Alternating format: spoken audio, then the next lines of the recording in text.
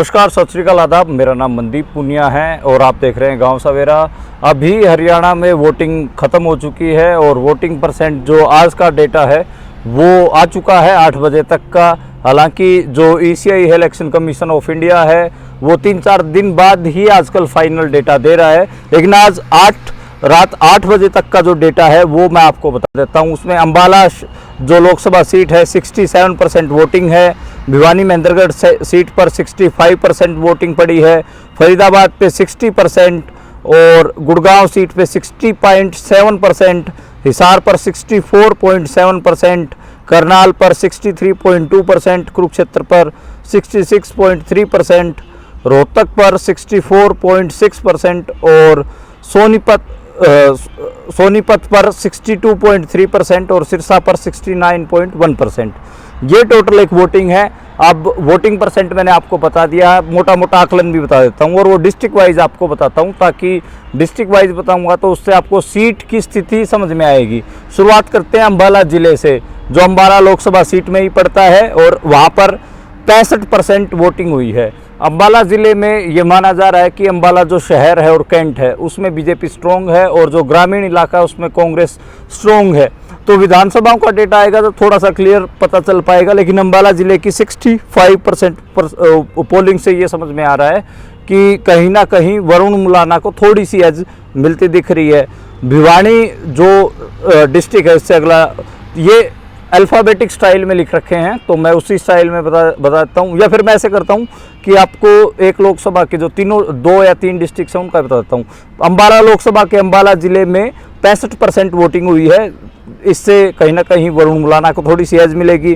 और दूसरा ज़िला पड़ता है पंचकुला इसमें, और पंचकुला की अगर हम बात करें तो पंचकुला में 63% पोलिंग हुई है। पंचकुला में 63% पोलिंग से कहीं ना कहीं एज बंतो कटारिया को मिलेगी। अब यमुनानगर पर सारी दामोदर है और यमुनानगर में 71% पोलिंग हुई है और 71% पोलिंग का मतलब है कहीं ना कहीं वरुण मुलाना को एज मिलना। तो एक हिसाब से अम्बाला और यमुनानगर में ज़्यादा वोटिंग के चक्कर के चलते वरुण मुलाना यानी कि कांग्रेस को अम्बाला लोकसभा सीट से एक एज दिख रही है। दूसरे अगर हम ज़िले की बात करें वो भिवानी महेंद्रगढ़ लोकसभा सीट पड़ती है और भिवानी से पोलिंग हुई है 64%, जो कि कांग्रेस के हक में मुझे दिख रही है। और चरखी दादरी से भी 64% है और जो चरखी दादरी में भी कहीं ना कहीं कांग्रेस थोड़ी सी एज में है। और अब इस एक ज़िला बचता है महेंद्रगढ़ की 4 विधानसभा सीटें हैं भिवानी लोकसभा सीट में, वहाँ पर पोलिंग हुई है 66%। तो कहीं ना कहीं ये भी रावदान सिंह के लिए अच्छा सूचना है हो सकती है और ये सीट आराम से रावदान सिंह जीत सकते हैं, ऐसा इस वोटिंग परसेंट से मेरे को समझ में आ रहा है। अब बात करते हैं फरीदाबाद लोकसभा सीट की। फरीदाबाद जो डिस्ट्रिक्ट है वहाँ से 57% पोलिंग हुई है, जो कि काफ़ी कम है। अब हमें पलवल ज़िला देखना पड़ेगा। अगर पलवल ज़िले में बहुत ज़्यादा वोटिंग हुई होगी तो वहाँ पर कृष्णपाल गुर्जर फंस जाएंगे।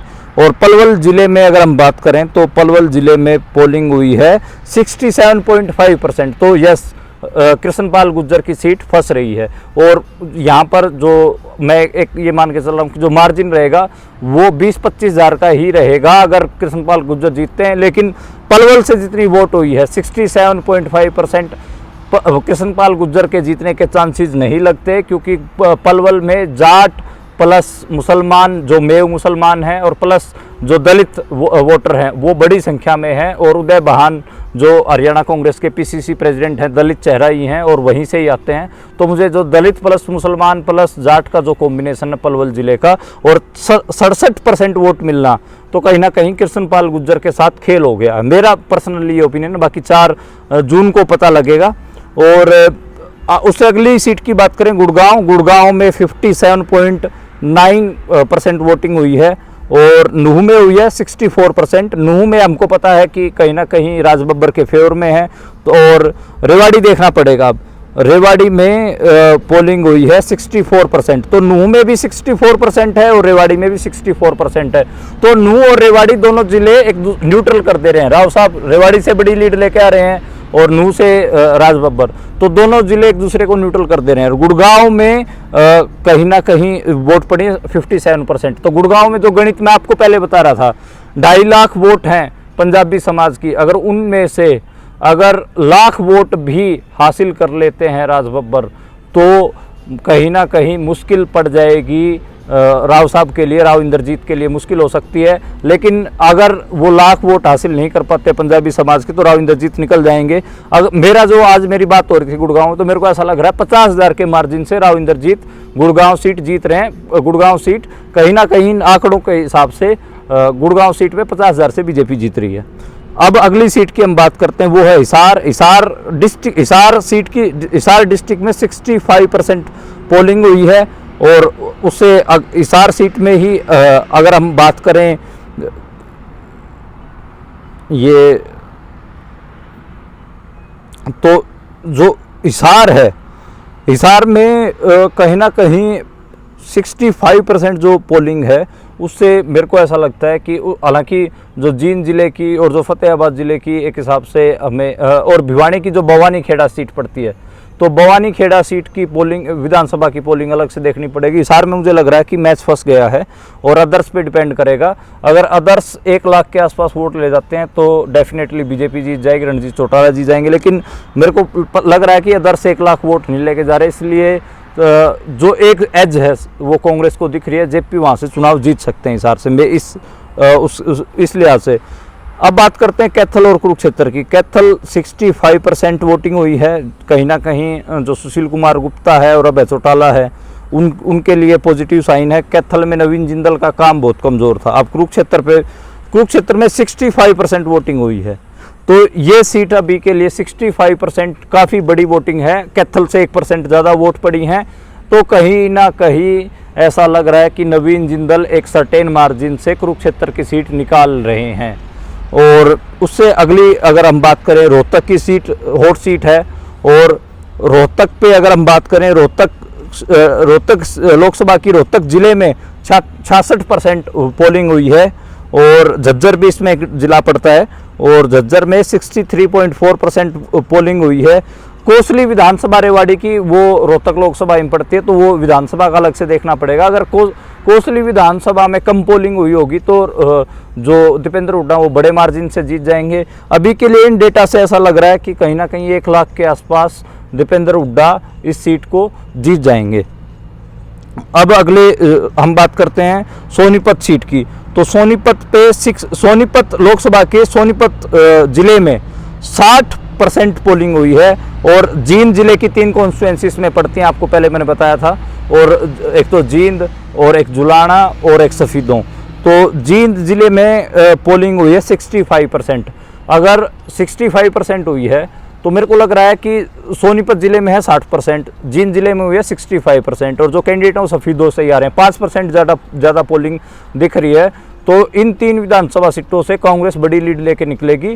और सोनीपत में भी अगर हम बात करें तो 3 विधानसभा सीटों पे कांग्रेस स्ट्रॉन्ग है, तो ये सीट बड़े आराम से सोनीपत की सीट कांग्रेस जीत रही है आज के तारीख में। सिरसा 69.6%, यानी कि हरियाणा की सबसे बड़ी जीत शैलजा की होगी, याद रखना। 70% के करीब सिरसा जिले से। अब फतेहाबाद जिले का भी हमें डेटा देखना पड़ेगा। फतेहाबाद में भी करीब 70% वोट पड़ी है, 69.9। तो ये सीट मैं दावे के साथ कह सकता हूँ। हालांकि सिरसा लोकसभा सीट में नरवाना, जो जींद जिले का एक विधानसभा है नरवाना, वो सिरसा लोकसभा में ही लगती है, तो नरवाना से भी अच्छी वोटिंग हुई होगी। नरवाना देहाती सीट है, मेरे को लग रहा है 70-71% उस विधानसभा से भी हुई होगी। विधानसभा वाइज डेटा नहीं है, डिस्ट्रिक्ट वाइज है। तो ये सीट बड़े मार्जिन से, मैं कह सकता हूँ 2.5 लाख के आसपास से शैलजा जीत रही है। अब हम अगली सीट की बात करते हैं, और या फिर मेरे हिसाब से करनाल बच गया है, और करनाल पे अगर 70% के आसपास वोटिंग होगी तो ही कांग्रेस के कोई चांस बनेंगे। अगर 65% से नीचे रह जाती है तो फिर मनोहर लाल खट्टर निकाल लेंगे। और करनाल में है 61% पोलिंग, तो ये कम पोलिंग मनोहर लाल खट्टर को मदद करेगी, क्योंकि ग्रामीण इलाकों में ही ज़्यादा उम्मीद थी दिव्यांशु बुद्धि राजा की। और पानीपत शहर की और डिस्ट्रिक्ट की ओर बात करते हैं 64%। तो मेरे को लग रहा है कि कहीं ना कहीं मनोहर लाल खट्टर करनाल की सीट से सेफ हैं, वो ये सीट जीत रहे हैं।